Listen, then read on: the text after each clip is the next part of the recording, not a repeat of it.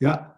After today's lecture, we finish module 1, and based on our schedule, we need to do our quiz number 1 this week. Yeah. So I plan to give it to you tomorrow, Friday. Yeah. So Friday, you will see quiz number 1. All right. Yeah. 10 questions. Yeah. Just remind you. Yeah. All right. Pen color change. Okay. All right. Yeah.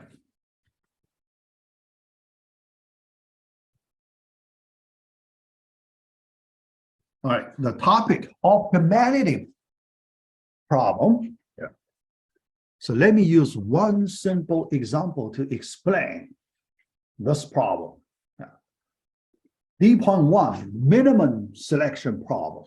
First, let me describe this minimum selection problem. Yeah. Then after that, then we look at the optimality problem. Yeah. Our computing problem number 3, find the minimum of an array. A simple question, right? Yeah. Yeah. So let me just give you the description first. Given an array, our usual representation of an array, the question, find the minimum find the index I such that A of I is the minimum of the array. Simple question. Okay, yeah. So I believe most of you can solve this problem. Yeah, but there are a lot of interesting things we need to discuss here. Yeah. First, we have another basic problem type. The last time I gave you the search type, right? Search type. Yeah. The first one in this class, the basic type. This one, the second basic type. Yeah. So what type? Selection problem. Yeah. So later I describe the general selection problem. All right. Yeah. Here, the general selection problem. Yeah. Find the kth smallest element in a given array. That's simple. Yeah. One sentence, you get a general selection problem. Yeah. All right. And the minimum, that's a special case. So here, yeah, let's look at the special case. Finding the minimum, that's just the special case when k equals 1. The first smallest element. Yeah. Maximum, another special case with k equals n, the nth smallest element in a given array. The last one, yeah. If we sort the array, the minimum is the first element in the sorted array. Max is the last element in the sorted array. Yeah. But here, in this question, we should not sort array. Keep in mind, yeah, here, let me write it. Yeah. We should not sort the array. The reason, because it is too expensive. Too expensive. All right. Yeah. So that's the reason. Yeah. All right. Yeah. Let me give you the reference. Yeah. Yeah. In the textbook. Yeah. These two sections. Yeah. You can study. Yeah. Yeah. But here, let me describe the solution completely. Yeah. Actually, usually, although you have the material you can find in a textbook, but in my notes, I expand the material a lot. Yeah. So actually, what you learn from my notes much more than in our textbook. Yeah. All right. Let's do the work and analysis. Yeah.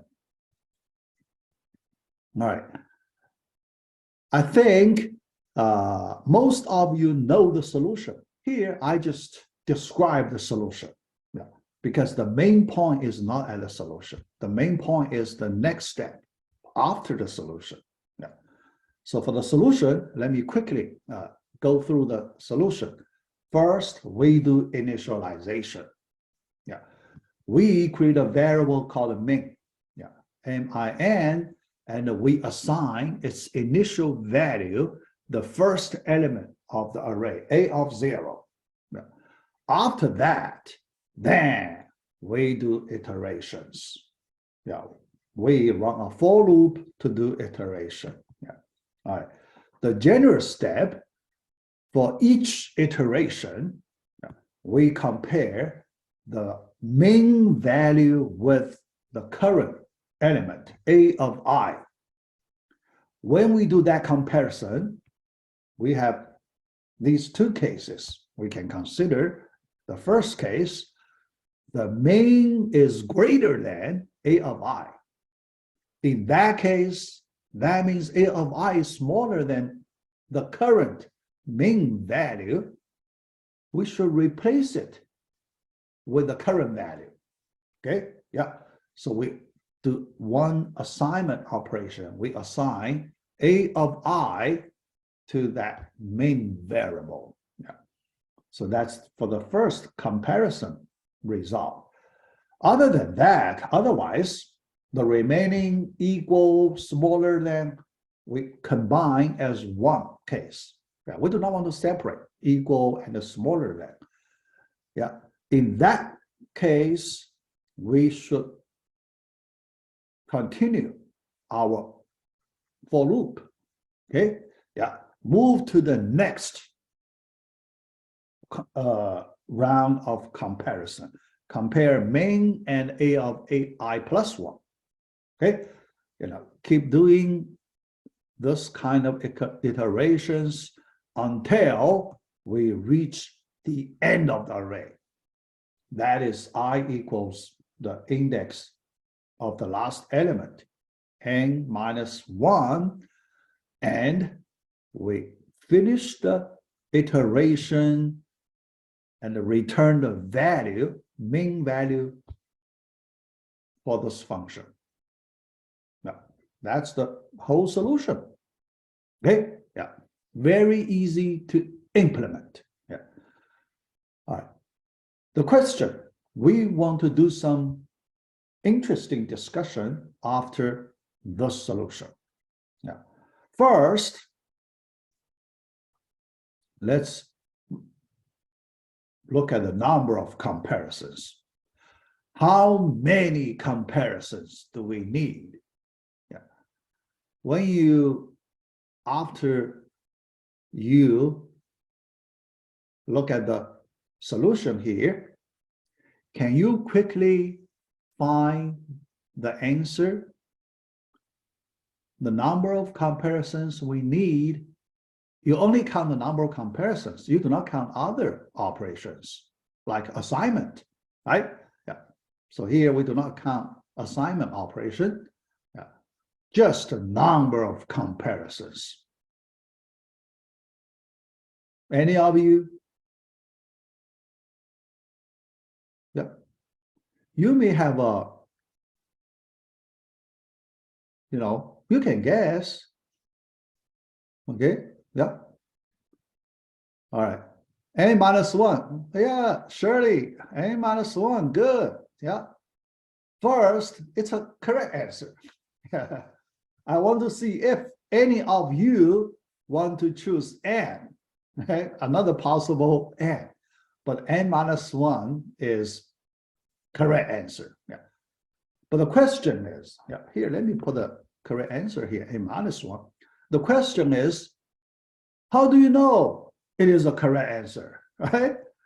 How do you convince people this n minus 1 is the correct answer? Yeah, so that's the question. Yeah, here, let's try to understand. Yeah, so the question. Yeah. The question, why this answer is correct? Okay, yeah. We want to explain. We want, let's say, we want to convince people it is correct, right? You need to convince people it is correct. Yeah, so let's do that part. Yeah. Here, because remember last time when we worked on that polynomial evaluation problem, I introduced a simple counting technique called counting by reference. Yeah. So let me recall that method, counting by reference. Yeah. Here, I can use this method to convince people n minus 1 is correct. Yeah, let me show you. So let us practice another time this simple counting methods. All right. Let me draw this straight line, represent this array. We have n elements in this array, right? So the first one, I use little a0, a1, a2, and so on. Okay, yeah. The last one, a sub n minus 1. Okay, yeah. Here, when we count the number of comparisons, we use these elements as the reference to do the counting. Okay, all right. For the first element, it is an assignment, right? Main equals a of 0, and we do not do comparison. So for the first assignment, yeah, no comparison here.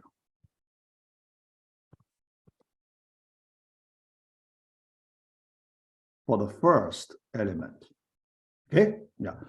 But after that, each iteration, we compare main with the current element, with A1, A2, the general AJ, and the last one with A sub n minus 1, right? So each element after the first one, we need to do one comparison. Okay, so that's our observation. Yeah. Now, we make our conclusion. Now, when we count the number of comparisons, the first one, because no comparison, we do not count it. After the first one, each element, we count one comparison, one comparison, one comparison. All right, one-to-one correspondence, right? Now, that's the counting by reference. We establish that one-to-one correspondence. One comparison corresponds to one element after the first one. That one-to-one correspondence. Yeah. Now, when we count the total number of comparisons, we just count the total number of elements after the first one. That's n minus 1. Okay, yeah. Because we do not count the first one. Okay, so n minus 1. Yeah. So this is a simple example. Yeah. All right. Next, our next discussion. Yeah. How do you know our solution is the best? Or another question, can we improve the solution? Yeah, so here, let's ask another question. Can we improve the solution? Right? Yeah. All right. Yeah. In other words, is it possible we can use n-2 comparisons to solve this problem? We just reduce our comparison number by 1. All right. Is it possible to find another solution that we only need n-2 comparisons? That question. All right. Yeah. Yeah. So the answer is 2 possibilities, yes or no. Right? Yeah. Yes or no. Yeah. So the answer, 2 possible answers. Yes or no. Okay. If it's possible, n-minus possible, then we should take that better solution, right? Yeah, if it's possible. If no, yeah, you may have a possibility there is no chance to find a better solution. The answer is no. If it is no, that means our current solution is optimal. Okay, that means the current solution optimal. Because the current solution is already the best, it's optimal. There is no way to improve it. Right? That's the title of this part, optimality. So our next topic or subtopic, we like to examine this optimality issue. Is our current solution optimal? Yeah. So our next discussion, we want to see if that solution is optimal or not. Okay, yeah, yeah. All right, yeah, 2 options. First one, improved algorithm. We may not be able to do that. All right, yeah. Then convince people that is already optimal. That solution, the current solution is already optimal. Now we need to do this. Second option. Yeah. So based on your intuition, we probably feel that n-1 is already optimal, right? Yeah. Nobody can improve it. Yeah. But how do you convince people it is optimal? That's the question. Okay. Yeah. All right. So let's do that part. Yeah. Optimality. Let us look at this general optimality issue. All right. The hard part. Yeah. There is something that's pretty. That's hard. Yeah. Okay. Yeah. So the hard part is, oh, yeah. So here, yeah, look at that. Because I click the admit button, yeah, then my remote control doesn't work. It happens a few times last time, last semester. I need to restart my, PowerPoint slides, all right, to make it work. All right. Yeah, so it works now. Yeah, yeah. All right. The optimality issue, there is a hard part. When you want to convince people our current solution is optimal, the hard part. What's the hard part? Among all the possible algorithms, how to show that this one is optimal? Yeah, because if you want to convince people this algorithm is optimal, you need to exhaust all the possible algorithms that can solve our current problem, right? You need to exhaust. Yeah. So the hard part is this. Well, I need to change parent color. Yeah, again. Yeah. Okay. Yeah. So the hard part is this word, exhaust. Is that possible? It looks like you need to exhaust, right? Yeah. By intuition, right? By intuition, you need to, consider all the possible algorithms. Yeah. But we know, oh, yeah, another one. Yeah. I'm happy to see new students join us. Yeah, but the only, oh, good. This time my remote control works. Okay. Yeah. All right. Yeah. The hard part is, yeah. So here, this exhaust. Let me write here. The hard part is when you consider all possible algorithms, you need to include those unknown algorithms. There are some algorithms unknown. Yeah. People have not developed those algorithms, right? There are some unknown algorithms, right? Yeah.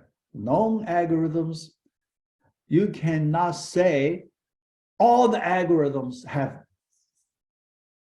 for finding the minimum of the array of an array have been developed. You cannot say that, right?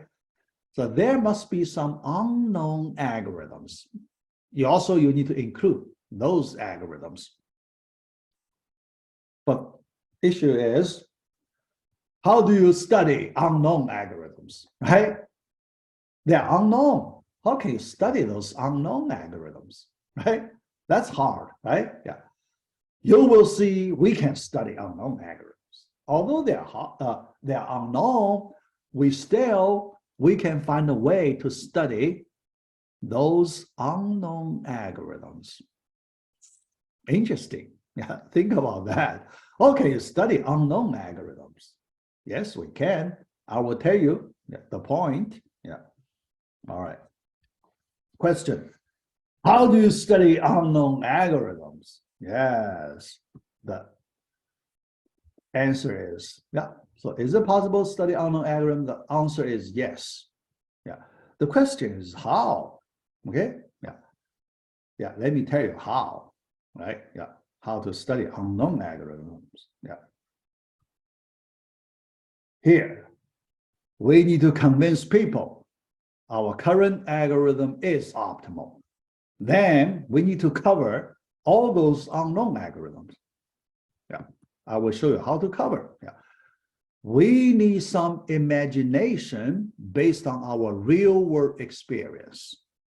Yeah. Here, yeah, I use some simple real world experience to help us convince people the algorithm is optimal. Yeah. Yeah.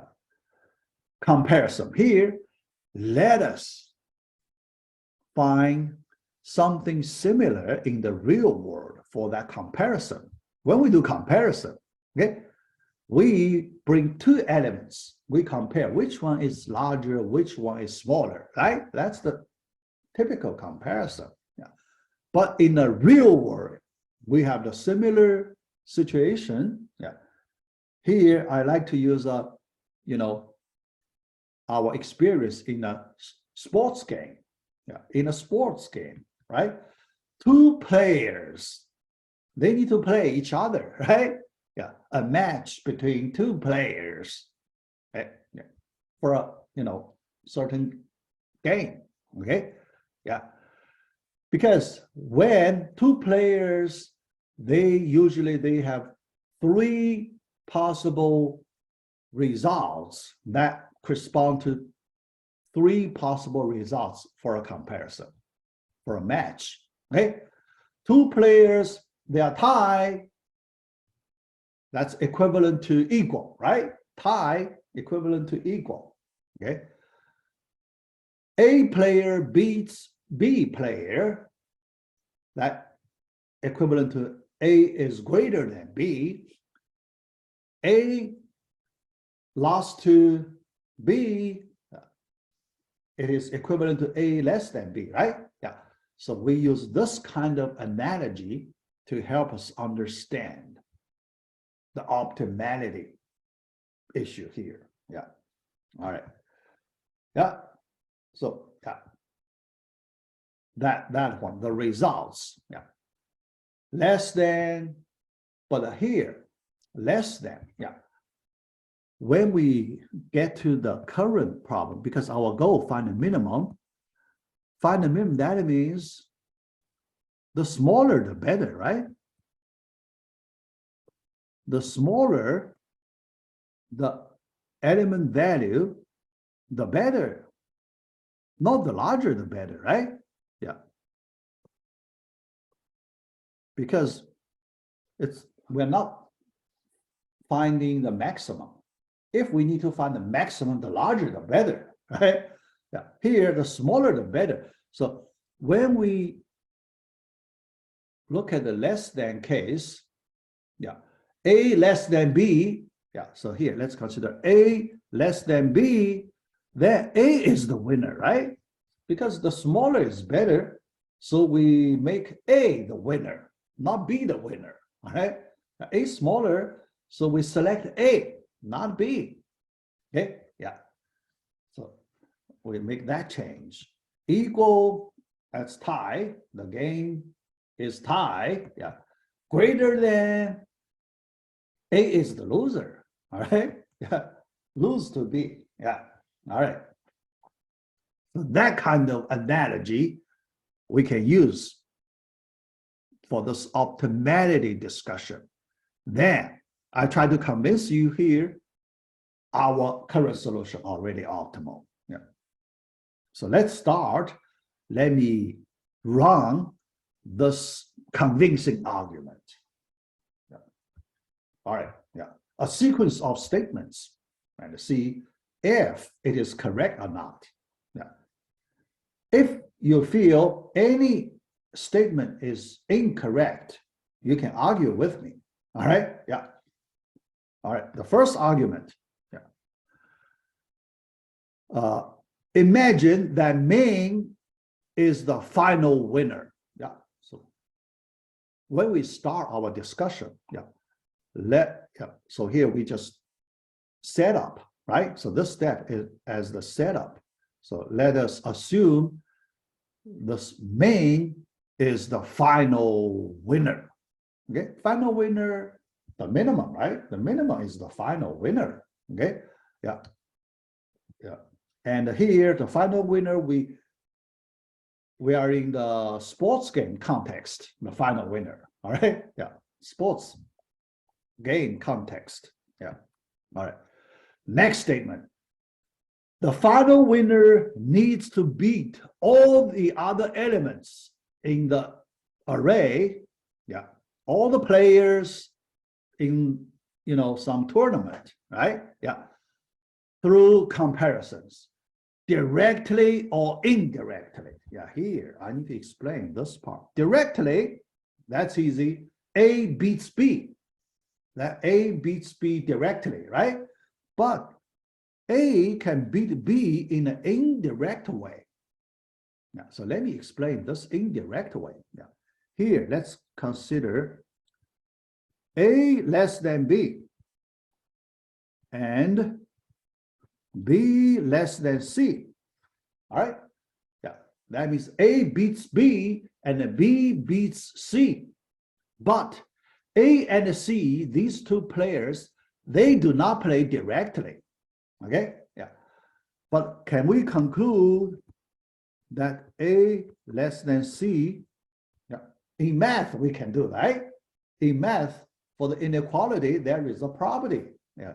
The property we call a transitivity property. Transitivity, yeah, it's correct. Property. Transitivity property in math, all right? So here you can see if we make analogy in the sports game, yeah. A and C, they do not need to play. We can save a game. Yeah, they do not need to play. So we, based on the transitivity rule, right? In math, we have transitivity rule. In the real world, we may not have. Here, in the real world, we do not have transitivity rule, all right? But here, we come from math comparison. All right, math comparison. So we have the transitivity rule. Yeah. So based on our transitivity rule, we have A less than C. Yeah.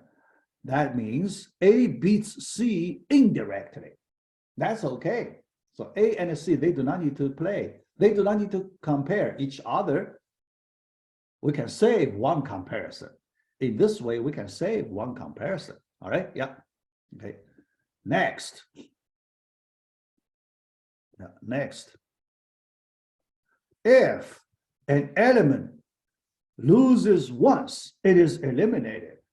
Now, think about if an element loses once, it cannot be the minimum, right? Now, loses once, that means it is not the smallest. Okay? Yeah. Then we do not need to consider it anymore. That is, we can eliminate that loser element out of the consideration, right? Yeah. Okay. Yeah. So this statement also correct, right? Yeah. Next statement. Each comparison can only eliminate one element. Can you eliminate more than one by one comparison? Each element you can only eliminate that loser, right? How can you eliminate the winner? Think about that. You cannot eliminate the winner. You can only eliminate the loser. So each comparison can only eliminate one element. Or we say can only eliminate at the most one. How about that? More precisely, we say it can only eliminate at the most one because it can eliminate zero. Why? You beat a loser twice. Think about that, right?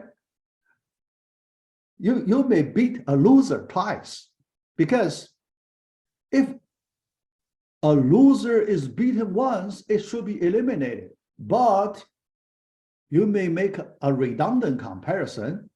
You compare that loser with another new element, and that new element is the winner. So you beat that loser twice, right? Yeah. So here, more precisely, we can say each comparison can only eliminate at the most one element. It could be zero, okay? 0 or 1. Yeah. 0 or 1 for the elimination. Okay? Yeah. The next statement. Then the last statement. Because in order to find the final winner, we need to eliminate n-1 elements, right? In order to eliminate n-1 elements, we need at least n-1 comparisons, right? Each comparison can only contribute one elimination, right? At the most one elimination. So in order to get total n-1 eliminations, you need at least n-1 comparisons, right? That's the last argument. Okay, last statement. Yeah. So if you feel all these statements are correct, then we get the answer that n-1, our current solution, that's the best one. You cannot do better than that. Or nobody can do better than that. Yeah. Even we know there are so many unknown algorithms, but still, for those unknown algorithms, you cannot do better than this n-1. Think about that. Think about that. Here, our argument, our convincing argument, we cover all those unknown algorithms. We cover them, right? No exception. We cover all the possible algorithms. Yeah. So here, why we can cover, yeah, because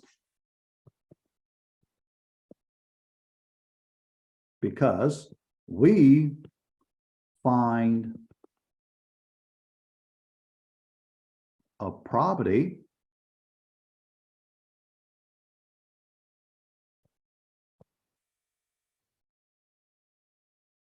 covering all those algorithms. All right, yeah. Find a property. Property. So what's that property? What's that property? Elimination property, right? Yeah. The winner eliminates n minus 1 elements, that property. Okay? Yeah. So that elimination property. Elimination property. Okay?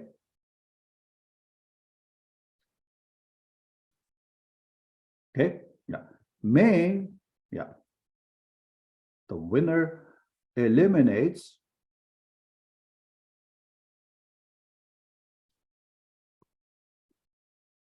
n minus 1 elements. Okay, this property is true for all algorithms for finding the minimum, right? So this property is correct for all algorithms finding the minimum element, including those unknown algorithms. Okay, now you have millions of different ways to solve this problem, but this property, common property, covers all of them. So we use this common property, so we convince people our current solution is optimal. How about that? How about that? Okay, yeah. So you can see we can make it. We can answer that optimality question in this way. Yeah. All right. Yeah. And here, in this part, I talk about elimination many times in our discussion. Yeah. So I like to, yeah, emphasize this elimination idea. Okay.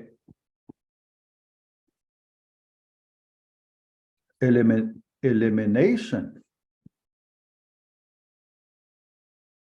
method. Later, we will use this method many times. Yeah, here, it is the first time we apply the elimination thinking idea or method in our discussion. Yeah. So this method is very powerful, or this thinking is very useful. Yeah. In this class, we will use many times. All right. Any question? Yeah, we'll finish optimality issue, question, discussion. Yeah. All right. So if no question, I just move to the next topic. Yeah. If you have any question, you just type in the chat area so I can see it. Yeah. Otherwise, let me move to the next